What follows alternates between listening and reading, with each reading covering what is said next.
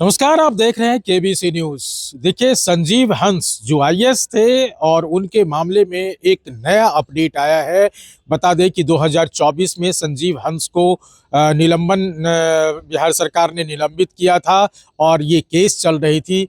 और अभी अदालत ने उन्हें पिछले ही महीने 2 महीने पहले अक्टूबर में उन्हें बरी की थी। लेकिन इस मामले में एक नया मोड़ सामने आया है कि संजीव हंस को फिर से नौकरी पर वापस आने की बात कही जा रही है। और बिहार सरकार ने इसके लिए तैयारी भी कर ली है। और इन तमाम चीज़ पर संजीव हंस पर कई ऐसे आरोप हैं जिसमें कि गैंग रेप के आरोप रहे हैं, साथ ही भ्रष्टाचार, मनी लॉन्ड्रिंग के आरोप रहे हैं। इन तमाम आरोपों के बाद संजीव हंस को बरी किया जाता है और बिहार सरकार के सामान्य प्रशासन के द्वारा उन्हें फिर से नौकरी पर वापस आने की बात कही जा रही है। इन मामलों पर हमने भारतीय जनता पार्टी के जो प्रदेश प्रवक्ता है कुंतल कृष्ण, उनसे जब पूछा है तो सुनिए क्या कुछ कह रहे हैं। रोल सर, गैंगरेप केस में आईएएस संजीव हंस बरी हो गए हैं और उनको पोस्टिंग बिहार में मिल चुकी है, क्या कहें? कि उनका मामला न्यायिक मामला था। न्यायपालिका ने जब जो निर्णय ले लिया उसके बाद सर्विस कंडक्ट रूल कहता है कि जब न्यायपालिका ने उन्हें उन सारे आरोपों से मुक्त कर दिया, बेल दे दी, तो सर्विस कंडक्ट रूल के अनुसार बिहार सरकार ने उस पर एक्ट किया है। सर्विस कंडक्ट रूल कहता है कि जब उन्हें बेल मिल गई है, जब कुछ ऐसे तथ्य सामने नहीं आए हैं जिसमें आरोप सिद्ध होता हो, तो नौकरी उनका अधिकार है, इसीलिए उन्हें वापस पोस्टिंग दे दी गई है। लेकिन कुंतल जी, मनी लॉन्ड्रिंग केस में अभी भी ईडी इनके विरुद्ध जांच कर रही है। तो ईडी का काम है जांच करना, ईडी अपना जांच कर रही है। जब ईडी को कोई ऐसे साक्ष्य मिल जाएंगे तो फिर से सरकार नियमों के अनुसार अपना निर्णय ले लेगी। दोनों अलग अलग चीजें हैं। एक सरकार निर्णय ले रही है ऑल इंडिया सर्विस रूल्स के हिसाब से, और ईडी अपना काम कर रही है। लेकिन ऐसा व्यक्ति जिसके विरुद्ध जांच हो रहा है उसको इतनी महत्वपूर्ण जिम्मेवारी दे देना, ये कहां तक? नहीं, कोई महत्वपूर्ण जिम्मेदारी उनको नहीं दी गई है। इस बात को मैं स्पष्ट कर देता हूं। वो बिहार सरकार में उन्हें एक पोस्टिंग दी गई है और आप देख लें नोटिफिकेशन को, उनको ऐसी कोई जिम्मेदारी नहीं दी गई है जिससे कि आपको महत्व नजर आए और जिससे कि ऐसा उनका कंडक्ट नजर आए। और जब तक ये हमारे यहाँ जूरिस्प्रूडेंस का पहला रूल है, इनोसेंट अल्टिल गिल्टी, जब तक वो आरोपी सिद्ध नहीं हो जाते हैं तब तक हमारा कानून मान के चलता है कि कोई भी व्यक्ति आरोपी नहीं है। तो बेसिक फंडामेंटल जो राइट है उसको देखते हुए, क्योंकि वो नौकरी में थे, उनको नौकरी में वापस लिया गया है। अशोक चौधरी के बारे में चीजें निकल कर आ रही हैं कि फर्जी डिग्री है, उसको लेकर विभाग ने वापस किया है। तो क्या लग रहा है कि उसकी जो प्रक्रिया है वो पूरी हो पाएगी या फिर उसमें कुछ आप लोग करेंगे? नहीं, फर्जी डिग्री वाली बात गलत है, ऐसी कोई बात नहीं है।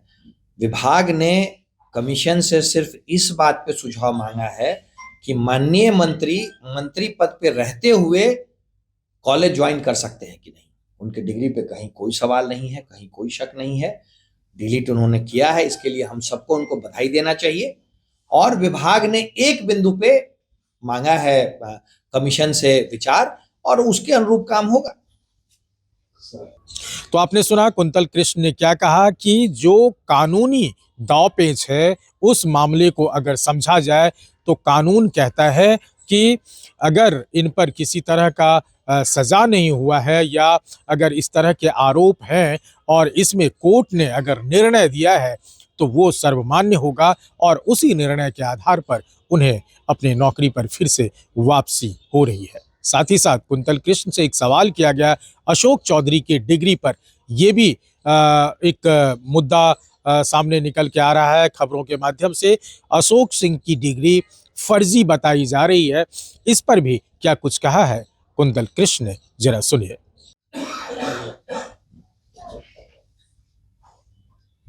देखिए, हमारी सरकार का एक ही ध्येय है, सेवा के साथ सुशासन। सुशासन हम लोगों ने 2005 के बाद बिहार में स्थापित कर दिया है। सेवा की राह पे हम निरंतर अग्रसर हैं, चाहे वो स्वास्थ्य हो या सड़क हो या बिजली हो या पानी हो या बेसिक सुविधाएं हो, ये सारे काम बिहार कर चुका है। अब बिहार अगले स्टेप की तरफ बढ़ रहा है। Next step service delivery at the door पे हम लोग बात कर रहे हैं। जैसे अभी आपने आज अखबार में पढ़ा होगा, हम लोगों ने जनता जनार्दन से विचार मांगा है कि आपका हेल्थ केयर आपके घर में हम कैसे कर सकते हैं, खास करके बुजुर्गों का हेल्थ केयर आपके घर में कैसे किया जा सकता है, इस पर आप अपने सुझाव दें।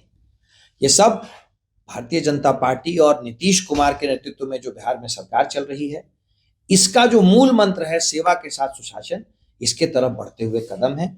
ऐसे बहुत से क्रांतिकारी कदम और बहुत से कदम हम लेने वाले हैं जिसमें प्रशासनिक सुधार होगा और साथ ही साथ आम जनमानस के जिंदगी में भी गुणात्मक सुधार होगा। बिहार बीएसपी से आगे निकल चुका है, यानी बिहार में बिजली, सड़क और पानी अब ये कोई मुद्दा ही नहीं रह गया है। अब बीएसपी से हम बहुत आगे निकल चुके हैं। अब तो अगले स्टेप की बात है। अब तो आपके घर पे आपके माता पिताजी के लिए कैसे स्वास्थ्य सुविधाएं पहुंचे, हम इसकी बात कर रहे हैं। विश्व स्तरीय अस्पताल हमारा पीएमसीएच आपके बगल में तैयार खड़ा है।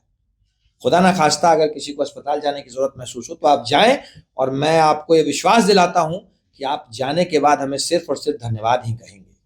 कट कीजिए, एक और वीडियो। तो आपने सुना कुंतल कृष्ण ने कितनी सफाई से इस बात को रखा है और उन्होंने ये कहा कि जो मामला है वो मामला सामने है और उनको लेकर के ऐसा कुछ नहीं है, बस जिस तरह की प्रक्रिया अपनाई गई है वो जो संवैधानिक है, जो कानूनी प्रक्रिया है, उसके तहत उन पर काम किया जा रहा है। अब इस मामले के बीच एक और बात आती है, जिस तरह से बिहार सरकार ने पूरे बिहार वासियों से सलाह मांगी है अपनी योजनाओं को लेकर के, योजना को क्रियान्वित करने के लिए। इन सलाह के लिए अखबारों में भी विज्ञापन बिहार सरकार ने दिया है, इन पर भी कुंतल कृष्ण ने अपने विचार रखा है। Amlesh Anand, KBC news, Patna.